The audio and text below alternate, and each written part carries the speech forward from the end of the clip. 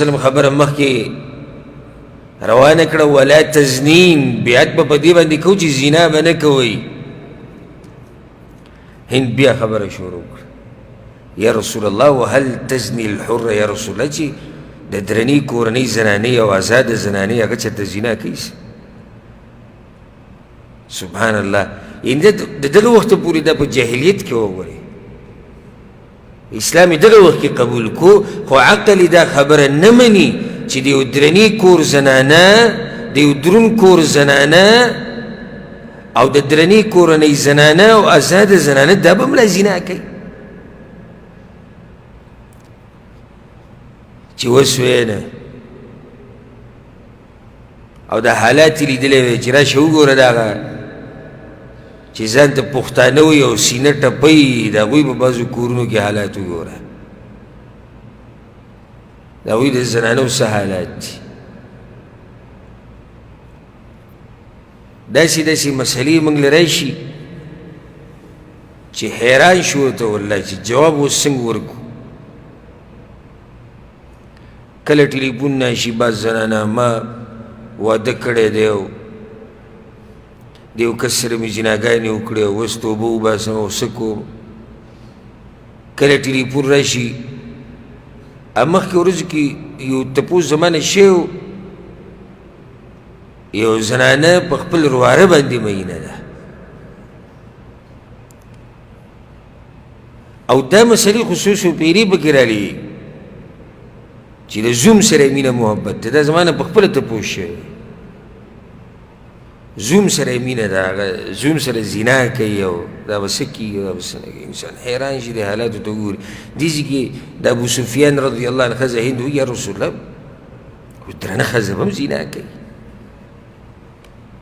دا خبره صحیح ده چې درنه ښځه زنا نه کوي دا صحیح خبره ده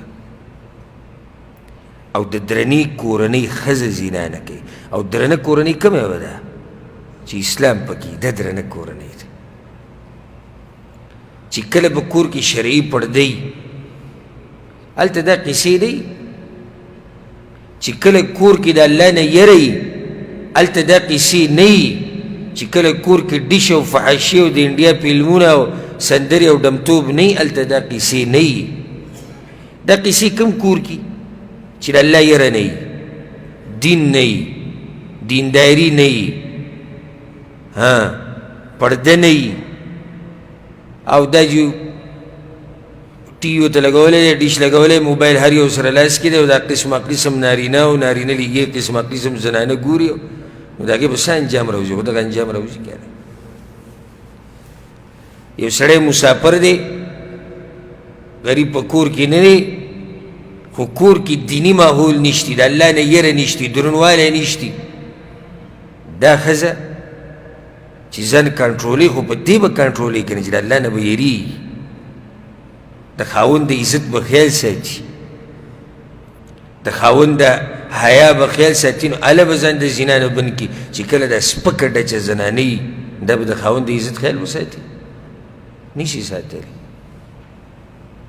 ما تاسو ته دا فایده ذکر کړې وه د تفسیر په درس کې الله په سورة الاحزاب کې څه وایي يا أيها النبي قل لأزواجك وبناتك ونساء المؤمنين يدنين عليهن من جلابيبهن. اے پیغمبر ووایا خپلو بیبیانو ته خپلو لوڼو ته او د مسلمانانو دې ښځو ته چې په ځان باندې د غټې غټې څادرې راواچوي.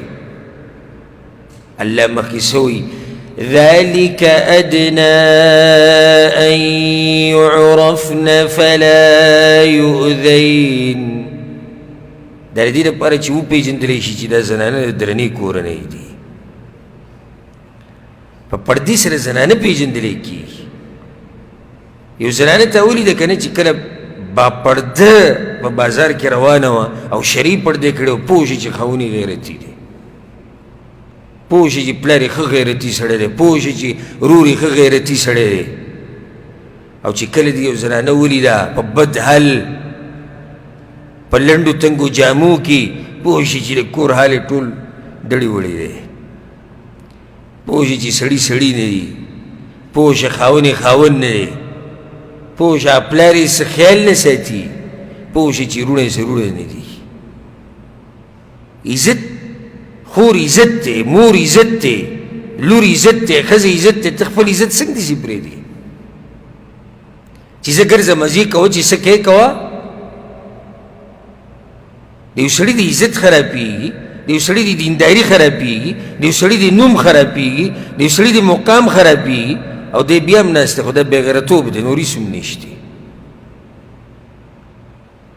نو دا فایده زه درته په الله قسم خورم د الله په کور کې بعض وایي دی په پښتنو پورې نښتی، زه هسې نه نښتی په پښتنو پورې، زه په خپله هم الحمدلله پښتن یم، په دې قوم کې یم او د دې قوم نه یم، ښتې خبر یم د هر څه نه. او ورب الکعبه که په حق ویلو کې مې د چا نه سترګه سوځي، د پلار مور نه مې سترګې نه سوځي په حق ویلو کې، د رور نه او د مشر نه، او چې ټول زما ټول خیل او قوم یو طرف ته ولاړي که نه، نو بیا به مې انشاءالله دې ټولو په خلاف کې حق ویم، هېڅ چا نه یېرېږم بحمدالله. نو څوک به دا نه وایي یاره پښتانه یاد کړو، هغه یې یاد کړو، دا ځان نه بس داسې غیرتیان جوړ کړي. ما ته مسلې راغلي دي د دې، ما نه تپوسونه شوي دي، ما ته په خپلو زنانو ټلیفونونه کړي دي، ما ته سړو ټلیفونونه کړي دي. څوک وایي زما ښځه، ما ته په خپله یو کس ټلیفون کړی، زما ښځه زما رور سره نیوی شوې ده، یو بل سره زنا کوله. دا ما ته ټلیفون راغلی، ما ته ټلیفون راغلی دی چې خواښې په زوم باندې مینه ده، څه وکړو اوس؟ ما ته ټلیفون راغلی چې یو زنانه درواره سره غلط روابط دي، اوس څه وکړو؟ زه هغه خبرې کوم چې کومې ما اورېدلې دي. ته د دنیا د حال نه نه خبر او چې زه خبره وکړم بیا پښتانه یاد کړو. هر ځای کې پښتن مه کوه، شریعت را مخکې کا، اسلام را مخکې کا. په هغه پښتن باندې به څه وکړي چې په ښځه باندې غیرت نه کوي، په هغه پښتن باندې به څه وکړي چې په مور او خور باندې غیرت نه کوي. څه کوي په دې پښتن باندې؟ دا پښتو دې مبارک شي، دغه پښتن زمونږ هغه پښتو په کار دی چې پای کې اسلامي د اسلام لحاظ پکې ساتلی کي، غیرت پکې، حیا پکې، پرده پکې، زمونږ هغه پښتو په کار دی. دا څونه اشنا خبره هند رضی الله عنها وکړه، یا رسول الله وهل تزني الحره، یو زنانه چې د درنې کورنۍ آزاده زنانه وي، اب هم زنا کوي.